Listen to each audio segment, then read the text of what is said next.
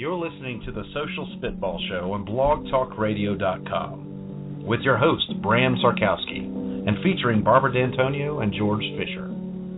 Now, let's rejoin the conversation. Okay, we are back, and for our second special guest on the show, we have Senator Paul Strauss. He is a shadow senator. They call it shadow senator for the District of Columbia in Washington, D.C., and they call it that because they don't actually have a vote like other normal senators, well, quote-unquote, normal senators would, but they do at least have the opportunity to speak on behalf of the district. Senator Strauss, are you on? I sure am. It's a pleasure to be with you. Well, thank you, sir, for being here. It's an honor to have you here. Now, you're a senator for the District of Columbia, and you're called right on the ballot. It says United States Senator, but the nickname is Shadow Senator. Well, I was going to say the Office of Drug Control Policy. Most people call it the Drug Czar's office, but they don't really have Czar and then the letterhead or anything. It's sort of a nickname. The official title is United States Senator, but most people know it as Shadow Senator. So why do people call you a shadow senator? Maybe explain to the listeners that. Well, the shadow senator term originated with the first shadow senators elected from the territory of Tennessee back in 1796. Shadow is a term that originates in parliaments. The British Parliament, in particular, was where we got the name from. The opposition government that's sort of elected but in waiting to take over is called a shadow cabinet. For example, in the United Kingdom, you have a shadow foreign secretary, a shadow home secretary, the shadow chancellor of the exchequer, and they're basically the opposition party's government in waiting. A shadow senator is elected by a place before they actually get statehood with the goal of getting statehood. So Tennessee, California, most recently Alaska, all elected shadow senators in their bids to become a state. Okay. And speaking of that bid to become a state, if I understand it correctly, from what I've seen, District of Columbia folks that live there, they have a license plate that reads taxation without representation. Is that correct? That sure is. It's our non-state motto. Now, you can't really put advocacy speech on your license plate, so we're not saying it's good or bad, but it is the uncontradicted, acknowledged condition that we live in D.C. Of course, back in the Revolutionary War days, we called that tyranny, but for D.C. residents, it's in fact reality. Right. And that leads to something. We talked about the Tea Party with the last guest, and we do talk about the Tea Party on this show a lot. I don't imagine there are a lot of Tea Partiers that are living in the district themselves, but do you have any sort of pushback against statehood? Well, we do, and ironically enough, it comes from people in the Tea Party. So the same folks that want local control and the ability to have their own communities govern themselves, and they don't want Washington telling them what to do, they're all happy to have Congress tell D.C. residents what to do. So it's a little bit hypocritical. They don't like Congress in their business when it comes to their states, but they love to have Congress in our business, especially when Congress is doing the kind of things that D.C. residents don't want them to do. So telling women here that they have to have rights different from other women in the 50 states because of their zip code, for example, that's not right. Telling us what laws we can pass as it relates to medical marijuana, gay rights. The Tea Party is happy to have Congress interfere with the rights of D.C. residents, even though they advocate against Congress interfering in their own local areas. Right. Well, I mean, you said the word. They are hypocrites on a number of issues, in my opinion. Like here in North Carolina, we had the Amendment 1 fight, which was to define a marriage between one man, one woman. I called them out for being hypocrites because there they were advocating for the government to tell people what to do in their private lives. So that's a good point, and I appreciate you making that point. Now, let me ask you this. How close are you to making that a reality, to making D.C. a state? Well, we're closer than we've ever been, but we still have far to go. We have bills pending in the Congress right now, one in the Senate, one in the House. In the Senate, it's Bill S-132. It's sponsored by Tom Carper of Delaware. It has co-sponsors from around the country. But we are waiting for Senator Carper to hold a hearing on that bill. He said he would. We are excited about the prospects of it. But, of course, it faces stiff opposition in the Tea Party-controlled House of Representatives. Okay. Well, and that's another reason that it's good to get out the vote. And speaking of getting out the vote, you are running for re-election this year. That's correct. I am. I have to face the voters, and I'm excited about another campaign because for us, particularly in the Democratic primary, it's about discussing new and better strategies to advance the cause of statehood. It's not necessarily about ideology. All of the candidates running for this office support DC statehood, support greater self-determination for the District of Columbia, support full federal representation. So it's an engaging debate about what's the best strategy to move this cause that we all support forward. Obviously, I'm proud of the work I've done. We've had some tremendous successes lately, including a very successful trip I took to the West Coast. In Hollywood, where we've gotten some exciting big-name celebrities behind our cause.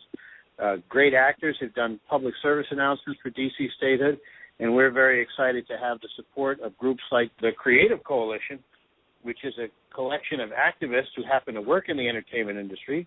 Many of them are well-known actors that you've seen on TV, but it's other entertainment industry thought leaders. And what I love working with them is not only they're creative and many times famous and brilliant, but they're really wonderful activists in their own right. They understand how movements work, and we're so grateful that they've joined ours. Okay, well, good.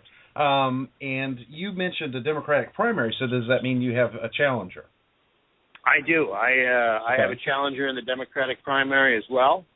And D.C. voters are going to go to the polls. In fact, early voting starts tomorrow because we in the District of Columbia believe that everybody should vote. We make it easy for you to vote. If you can't vote on Election Day, we've got early voting starting as 2 weeks before the election at one site, and then in a week or two we expand it to 23 satellite voting sites in the District of Columbia, and from there we go on to 141 precincts on the actual primary election day, which is April 1st. Okay, so you got till then, and that's a bit earlier than what we're used to here in North Carolina. But it's a bit earlier than what we're used to here in the District of Columbia. In fact, I see snowflakes starting to fall outside, and that's unusual for a primary. We're going to be wondering whether we'll be able to start the voting early enough because of a heavy snow forecast. But we did it because we wanted to make sure that all of our overseas voters, particularly the brave men and women that we have in uniform, can get their votes in, and that the primary can be done so that we can have a general election that will allow every American citizen who lives in the District of Columbia to cast their vote. And because we have so many men and women in uniform fighting for this country, unfortunately not being represented in Congress. So D.C. residents join the military, they serve their country bravely, but nobody from D.C. gets to vote to declare war or peace, or even whether or not the Defense Department gives them adequate body armor with appropriations. It's a little bit unfortunate, but we want to make sure every vote is counted. Good. I mean, that's absolutely essential, and I wish more people understood that and advocated for that. Let me ask you this: you don't get an official vote, like you said. You don't get to vote on declaring war and things of that matter. What do you get as a senator from D.C.? Well, I get the privilege and the duty to represent over 640,000 Americans who pay full federal taxes, who serve their country in so many ways, including military service, civilian service, who are subject to the laws of this government and are denied equal rights. So my role is to be an advocate for changing the unequal status that D.C. residents have.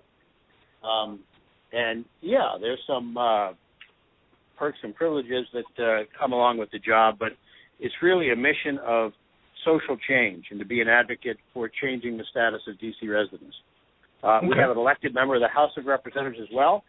Her name is Eleanor Holmes Norton. She doesn't get to vote on the floor of the House on these important issues either. In fact, the District of Columbia, sadly, is not unique like that. If you look at all of the parts of the United States where the population is majority non-white, Puerto Rico, Guam, the Virgin Islands, none of those places have voting representation in Congress. The District of Columbia is a majority African-American jurisdiction. And I think it's really time in this century for the United States to take a look at how it treats its colonies and whether or not we can really allow so many hundreds of thousands of Americans to live under a flag that doesn't have a star on it for them, but more importantly, not to have voting representation in Congress for all Americans. That's a wonderful point that I'm glad you brought up about Guam, Virgin Islands, and Puerto Rico. Are they included in the proposed legislation, or is it just for the No, district? the District of Columbia, we ourselves have voted for statehood, and we also pay full federal taxes. In Puerto Rico, Guam, the Virgin Islands, the territories pay some federal taxes, but they don't pay federal income taxes. So they also have full self-determination. So statehood for something like for a commonwealth like Puerto Rico is a little bit of a different issue. But okay. I think it's time that we take a look and decide that any American jurisdiction that wants to join the Union as an equal partner gets that opportunity. There's an independence movement in Puerto Rico. They have other options as well. I don't think independence is really an option for those of us here in our nation's capital. That's not what we want. We just want to be part of this great country. Right. Well, that's true. And another point that maybe some people, it's kind of right under their nose, is the fact that D.C. always contributes to the Electoral College, basically mirroring what you should have anyway, which is those 3 votes, the 3 representations.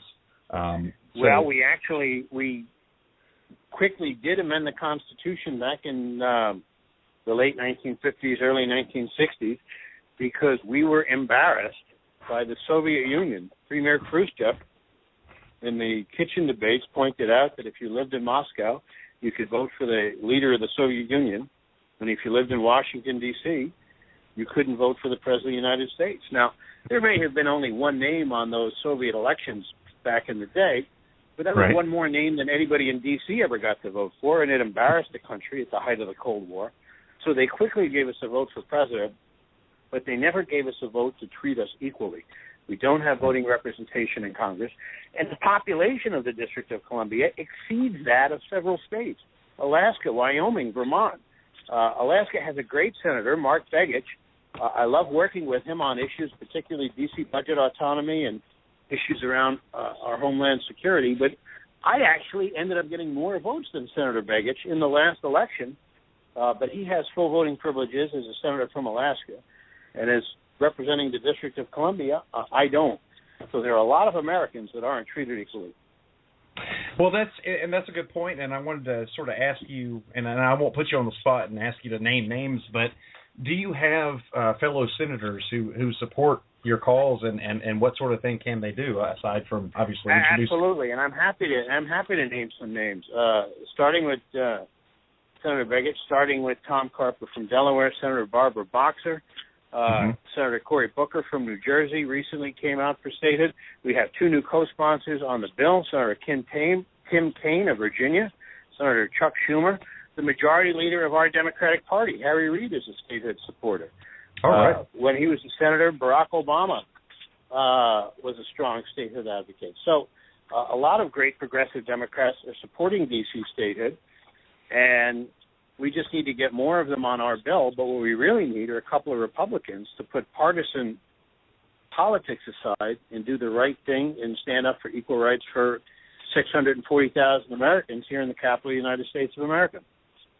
And that was going to be my next question is what sort of Republicans did you see that may be able to come on board? Are there any that are targets?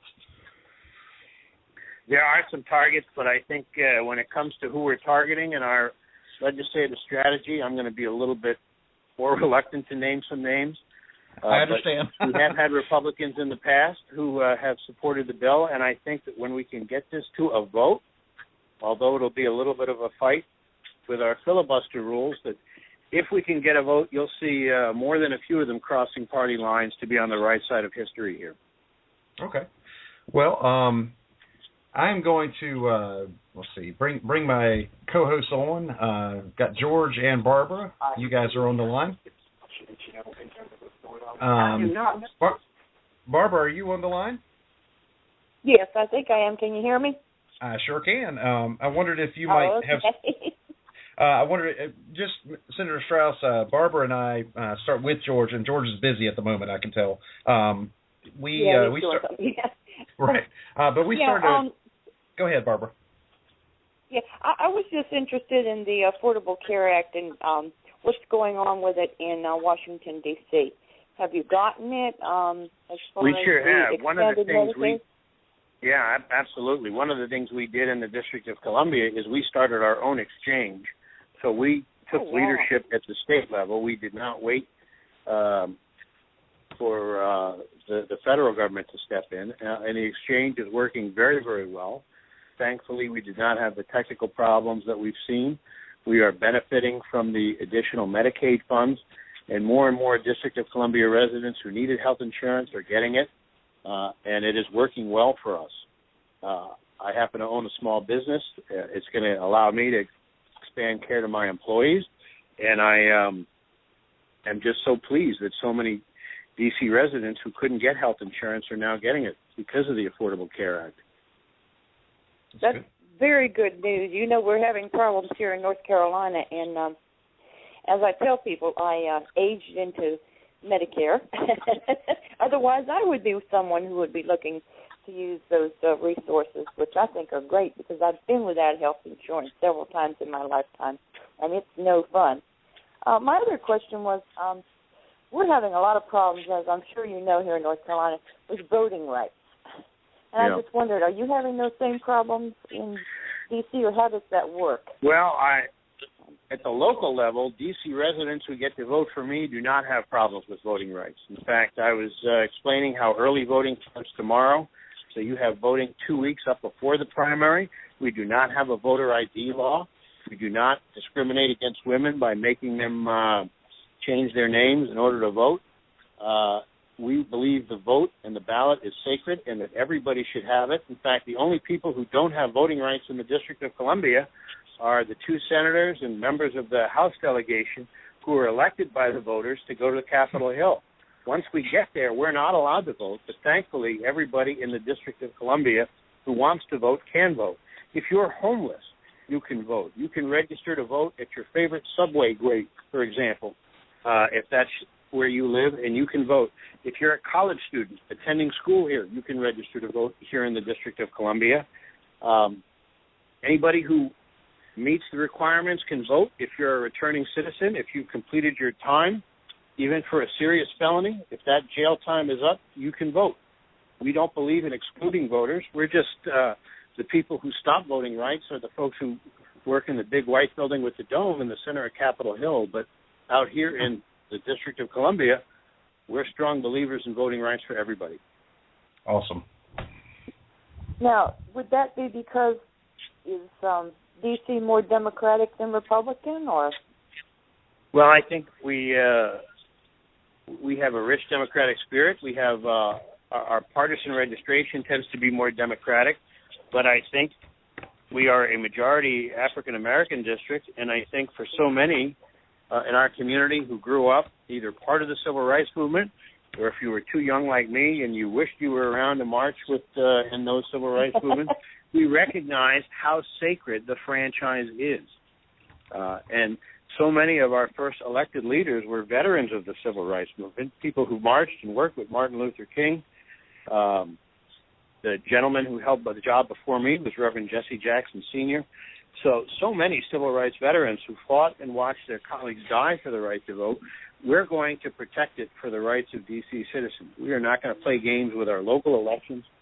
If you are a eligible voter, we are going to go out of our way to make it easier for you to vote. We believe that it should be easy to vote and not so easy to buy a gun. We think it should be easier to vote and harder to buy a gun in the District of Columbia. Unfortunately, there's some places that seem to disagree with us on that. Yes, unfortunately, a lot of the states, including ours here in North Carolina. Well, that's good. That is good to hear from someone. I don't know if you know, but our show was started because of voter rights and because we feel very strongly that they need to be back to the way they were before the Republicans took over our state. And so that was good to hear. That made me feel good. Well, I had the privilege of spending some time in your state at the most recent Democratic convention, and we believe that voting rights are important. And hopefully you in North Carolina can work to make sure that every American has equal rights and gets a chance to vote. And, of course, we want to make sure that the people you vote for respect the privilege enough to expand that franchise even to residents who live in the capital of the United States. Right, exactly. Senator Strauss, you mentioned something else that has been kind of a hot topic on our show in the past, and that's gun rights or gun control. We, in fact, were talking about it just before you came on here. What my understanding has been, and this is partially firsthand because of going up to the D.C. area because of my brother. He works and lives in Maryland. What is the situation in D.C. in regards to gun violence, crime, gun control, that sort of thing? Well, we're a large urban center, and as such, right, we believe that we need to be able to enact policies that make sense for large urban centers. If you're in a rural or non-urban area, you are going to set laws that make sense for you. If you've got long, deserted stretches of road, you can set the speed limit up at 65, 70 miles an hour, and that makes sense. If you have a crowded city street, a 70-mile-an-hour speed limit is a bad idea. It's not safe. And you have to tailor firearm policies the same way. What makes sense in a rural, non-urban district doesn't make sense for a crowded urban area. So what we want is the right to enact gun laws that make sense for our community. And we have a few members of Congress who are in the pocket of the NRA that are constantly trying to change and loosen the common sense restrictions on firearm ownership that we have here in D.C. And it's ironic because a lot of these members, when I go to talk to them about gun control issues in D.C., the first thing they do is stop me at a checkpoint and make sure I don't have a gun on me. To get in to visit any member of Congress, you have to show that you don't have a gun on you. But a lot of these folks that are happy to keep guns out of their own offices and workplaces are more than happy to add too many guns to our workplaces and offices. We do have a relatively strict gun control. You can certainly buy a gun. You can certainly own a gun. You have to register it. You have to produce reasonable documentation. But we believe that waiting periods and all these things are important. We believe that registration is important. We believe that it should be strictly controlled. Certainly as controlled as cars and so many other things that the government licenses and requires. But we have members of Congress and other folks from the NRA that want us to loosen those gun laws. And, of course, particularly in the District of Columbia, that would be a very, very dangerous thing, particularly with so many high-profile targets here. So, thankfully, we've been able to protect our gun laws to some extent. We haven't had the type of elementary and school and mass shooting casualties that some of the other places have had. But it's a constant battle, and one of the reasons we feel so strongly about statehood, so that we could make these decisions and not a Congress that's in the pocket of the NRA. Right. And I was going to say, in recent memory, I remember there was a scare with a woman who was driving erratically in the district, in the Capitol, and there wasn't, at a time they weren't sure if she was armed, and I know the Capitol Police were responding to that. What sort of role does, let's say, the mayor of Washington, D.C. and so forth, how do you work with them for things like gun control laws? Well, we have an elected mayor who really serves as the governor of our territory, and we have a council of the District of Columbia that's really the equivalent of our state legislature, and they pass laws on gun control, on education policy, on a budget, all kinds of things. But the problem is once they pass a budget or once they pass a law, they are not the final decider.